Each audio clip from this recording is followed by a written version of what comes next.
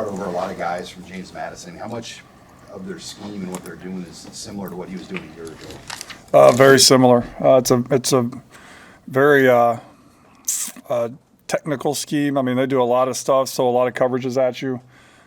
They can get you in passing situations. They can make it, really hard to move the football just with all the different fronts and coverages and pressures that they do.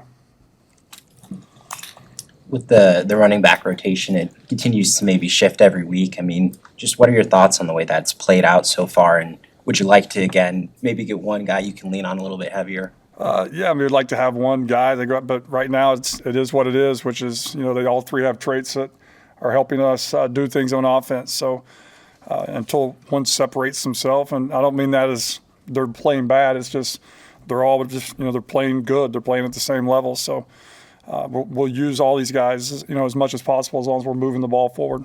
How did Dylan come back from what was his sort of first period of struggle in the game?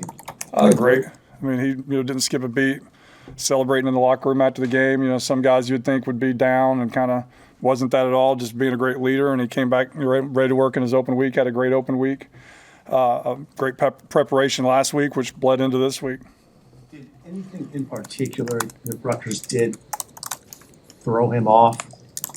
I don't think so. I think it's just one of those things where a receiver may not have been where he was supposed to be, the timing of the play, that maybe didn't see this defender till late, kind of got your eyes off of certain routes and things of that nature. But I think it was just one of those games where a couple things happened and we weren't as smooth as we usually were. Because you self-analyzed at the bye, is there any particular challenge you set forth for the guys coming into the second half of the season or something that stood out to you and kind of that reflection? Third downs. We got to be way better on third downs. I think if we can stay on schedule, we're good. But, you get into that, certain down and distance where you have to throw and catch. We're not as good as we need to be in order to accomplish the goals that we have, the rest of the way out. How do you feel like your receivers did in the first half of the season getting open? Where would you like to see the receivers grow? Constantly. I mean, I'm an old receiver guy, so I'm constantly on those guys. Just, run angry, get open angry, play angry, carry the football angry, go up and get it. So very pleased with the playmaking ability, ability to run by people, ability to catch 50-50 balls. Every day that we come to work, we're going to try to improve, and I think we can always get better second level releases and route running and things of that nature. But globally, very pleased. There were some perimeter blocking penalties in the first half of the season. I know some of those were questionable. No, they were penalties. They were totally penalties. I mean, you can't block people in the back and you can't hold. So it's been a priority through the open week, even through today's practice. Just it was a bloody Tuesday. We went out there and we blocked guys on the perimeter and we improved. So we'll continue to do that every day and constantly work on that because we've got to be able to utilize the perimeter with our speed and our size at wideout. How do you work on managing the right way to play with a lead? A couple times this year, it seems like you've wanted a specific style, but also keeping your foot on the gas when it's 14-0 at halftime, or you get a 2-score lead in the second half of a Big Ten game. What's your thinking there? Stay aggressive. Never a time like we're going to go until coach tells us to stop.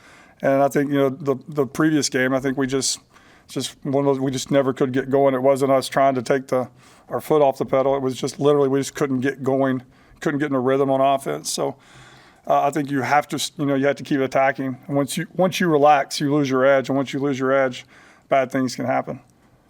Should be a lively crowd. I know you guys have worked with noise all offseason. How do you just feel about going into that environment where you're at?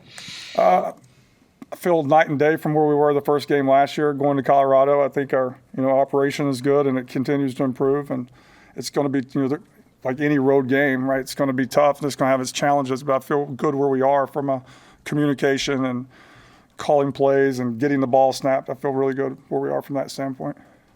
We'll mention you went to a clap system. For people that maybe don't understand the difference between what you guys were doing in Minnesota and Colorado, what you changed to, why is the clap system that good? It's amazing. They can hear you. They can hear the clap of a quarterback's hand better than him screaming at the top of his voice. And 80, 90,000 people, and they can hear the clap, which there's people clapping everywhere. So I've never understood how it works, but it does. It's just more consistent, consistent sound, consistent rhythm, and it's been good for us since we adjusted.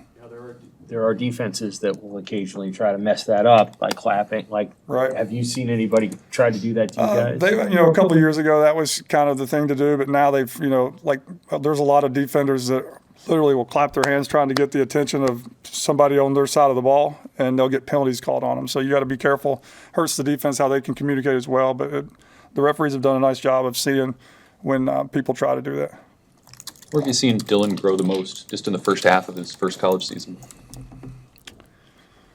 That's a good question.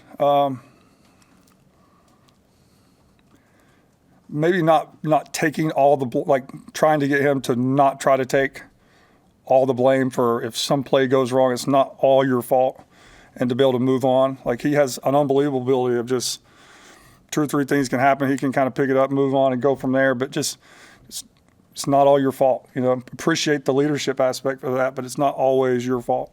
All of it your fault.